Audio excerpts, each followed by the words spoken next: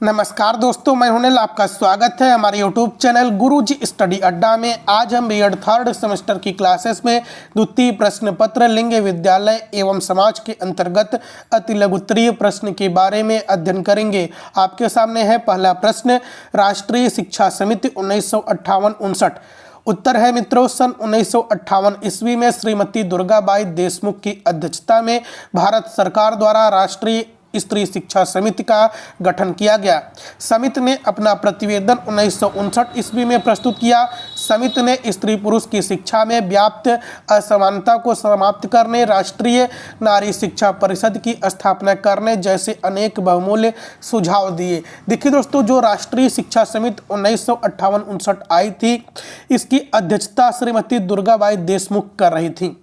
और दोस्तों, इसने अपना प्रतिवेदन 1959 ईस्वी में प्रस्तुत किया, जिसमें स्त्री पुरुष की शिक्षा में जो असमानता फैली हुई है, इसको समाप्त करके समानता की शिक्षा यानी कि स्त्री पुरुष को समान शिक्षा, समान महत्वपूर्ण समझा जाए।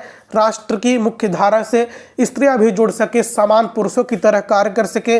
तो इसके लिए इन्होंने अपनी प्रतिवेदन दोस्तों प्रस्तुत की, राष्ट्रीय नारी शिक्षा परिषद की स्थापना की, जिसमें बहुमूल्य अपना सुझाव दिए। अब दोस्तों, आपके सामने है अगला प्रश्न, श्रीमती हंसा मेहता समिति 1962 ईस्वी। देखिए दोस्तों, उत्तर है आपके सामने, शिक्षा के सभी स्तरों पर बालिकाओं हेतु पाठ्यक्रमों का परीक्षण के बाद राष्ट्रीय नारी शिक्षा परिषद श्रीमती हंसा मेहता समिति की नियुक्ति की गई। समिति ने स्त्री शिक्षा के उन्नयन हेतु सुझाव दिए। समिति के अनुसार बालकों तथा बालिकाओं हेतु पाठ्यक्रम अलग अलग नहीं होना चाहिए। प्राथमिक विद्यालयों में बालक बालिकाओं हेतु कार्य विभाजन समान रूप से किया जाना चाहिए।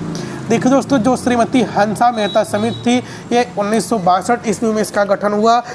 और दोस्तों, श्रीमती हंसा मेहता समिति भी स्त्री और पुरुष, बालक व बालिका को लिए समान शिक्षा, असमानता को, भेदभाव को दूर करने की शिक्षा के लिए अपना सुझाव दिया। दोस्तों, अगला प्रश्न आपके सामने, विश्वविद्यालय शिक्षा आयोग 1948-49 के बारे में बताइए। उत्तर है, विश्वविद्यालय शिक्षा आयोग को डॉक्टर राधाकृष्णन आयोग के नाम से जाना जाता है। यह स्वतंत्र भारत में गठित प्रथम आयोग था। इस आयोग के अनुसार बालिकाओं हेतु शिक्षा के अवसरों में वृद्धि की जानी चाहिए। सह शिक्षा संस्थाओं में पुरुषों के शिष्टाचार तथा सामाजिक दायित्वों पर बल प्रदान किया जाना चाहिए। देखिए दोस्तों, विश्वविद्यालय शिक्षा आयोग जो था, इसके जो अध्यक्ष थे वह डॉक्टर राधाकृष्णन के नाम से जाना जाता है।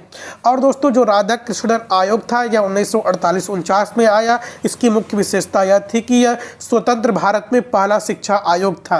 और दोस्तों, राधाकृष्णन आयोग जो था, यह स्त्री शिक्षा पर अत्यधिक जोर देता था कि स्त्रियों को बालकों के समान महत्वपूर्ण समझा जाए व बालकों को, स्त्रियों को समान शिक्षा दी जाए। इसमें भी वही बात कही गई है। और दोस्तों, सह शिक्षा संस्थाओं में पुरुषों के शिष्टाचार और सामाजिक दायित्वों पर बल प्रदान किया गया है कि जो पुरुष वर्ग है वह समाज की सेवा करे और समाज की सेवा में प्रत्येक व्यक्ति को समान समझें। अब दोस्तों, अगला प्रश्न आपके सामने, राष्ट्रीय स्त्री शिक्षा परिषद 1964।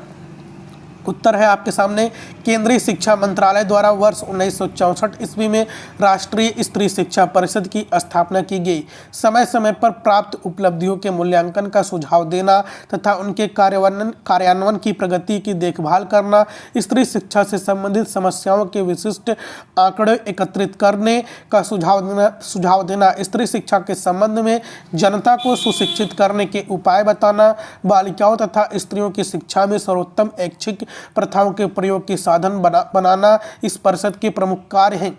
देखिए दोस्तों, जो स्त्री शिक्षा परिषद है, इसका गठन 1964 ईस्वी में की गई।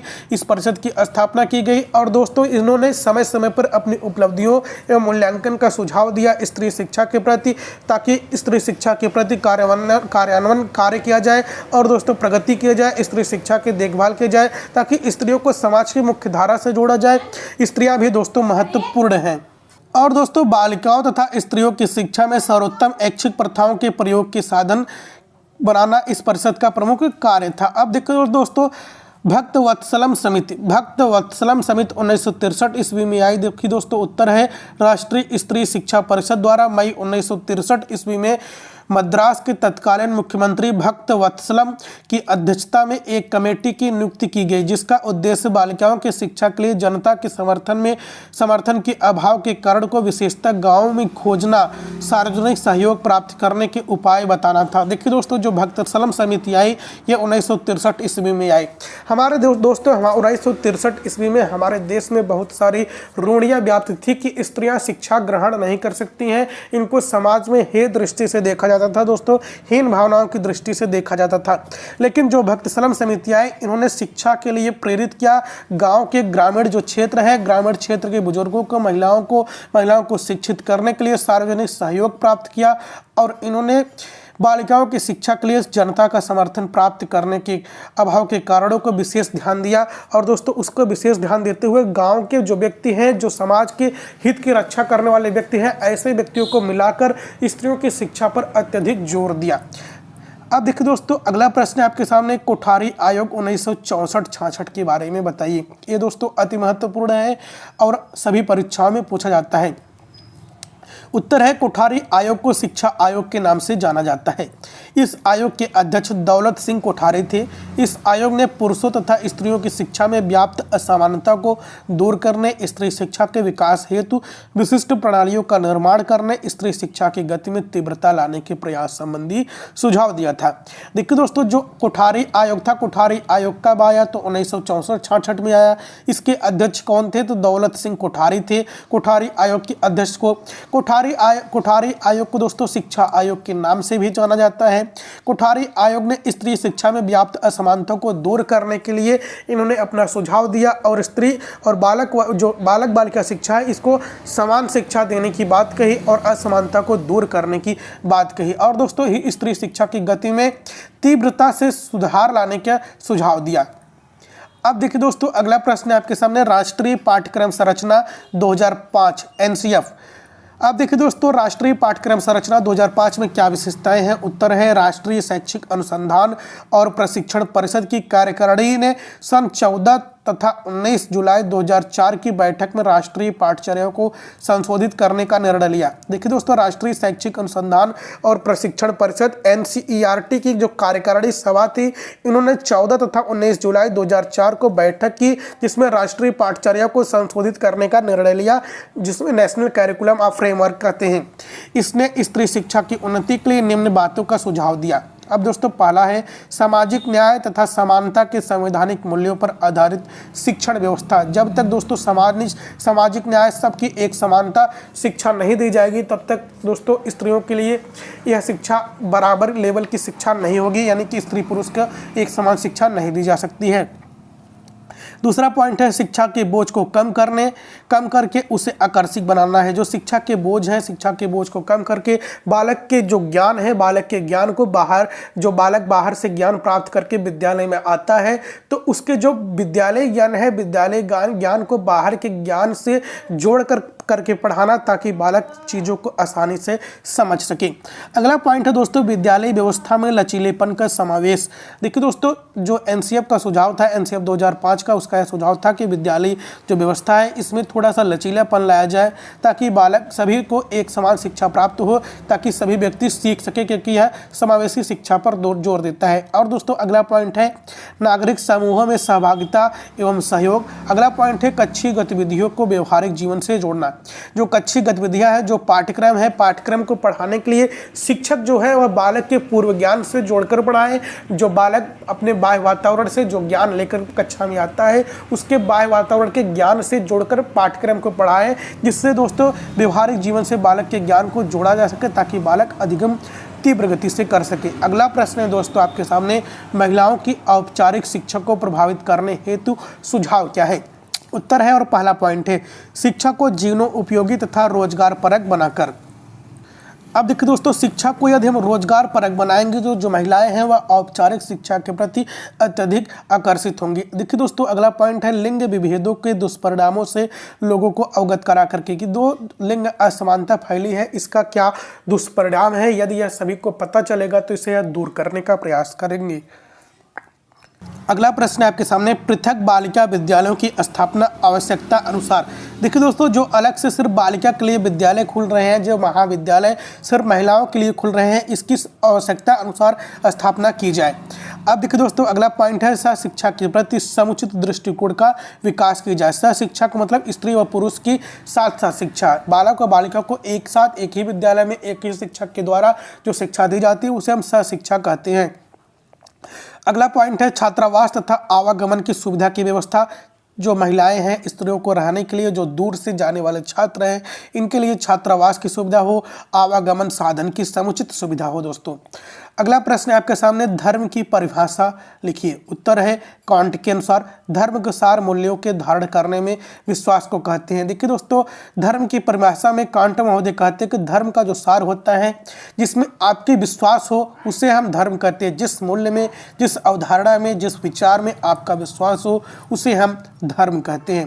देखिए दोस्तों, एडम्स के अनुसार आकाश गंगा के सृष्टा एवं शासन के प्रति शक्ति और उसके जीवों के प्रति मेरा प्रेम ही मेरा धर्म है। देखिए दोस्तों, एडम्स महोदय कहते हैं जो आकाश गंगा है, जो अंतरिक्ष है, जो संसार है, इसमें जो सृष्टि है, जो शासन के चलायमान है, जो आकाश गंगा है, जो ईश्वर है, जो शासन को चलायमान है, इसके शक्ति और जीवों के प्रति मेरा प्रेम जो है, इसे ही धर्म है।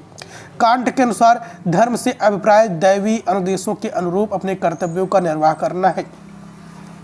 देखिए दोस्तों, कांट महोदय कहते हैं कि जो दैवी अनुदेश है, जो दैवी रूप है, इसके रूप में अपने कर्तव्यों का जो निर्वहन हम करते हैं, उसे ही हम धर्म कहते हैं।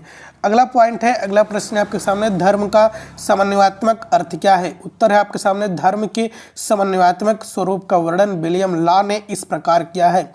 समस्त मानवीय आत्माओं के आत्मा द्वारा ईश्वर का साक्षात्कार कर लेना ही मुक्ति है। वही ईसाई यहूदी हिपेंस के लिए तीसरा नहीं है। मानवीय प्रकृति एक है, मुक्ति भी एक है। परमात्मा में आत्मा को विलीन करना ही आत्मा की इच्छा है। देखिए दोस्तों, जो विलियम लॉ महोदय कहते हैं, यह बहुत उचित बात कहते हैं दोस्तों, और सही बात कहते हैं। ईसाई हो, यहूदी हो, हिपेंस हो, सब के लिए दोस्तों ईश्वर एक है। सभी मानवीय आत्माओं के लिए आत्मा के द्वारा ईश्वर का जो साक्षात्कार करता है, अपनी आत्मा से, आत्मा के द्वारा परमात्मा में मिलना, यानी कि आत्मा के द्वारा परमात्मा को देखना, आत्मा का परमात्मा में विलीन होना ही, आत्मा की इच्छा की पूर्ति होना ही, आत्मा की संतुष्टि की पूर्ति होना ही दोस्तों धर्म है। अब देखिए दोस्तों, अगला प्रश्न है आपके सामने, धर्म का व्यापक अर्थ क्या है। उत्तर है दोस्तों, धर्म जीवन व्यतीत करने की पद्धति है जो व्यक्ति के आचरण और व्यवहार से झलकनी चाहिए।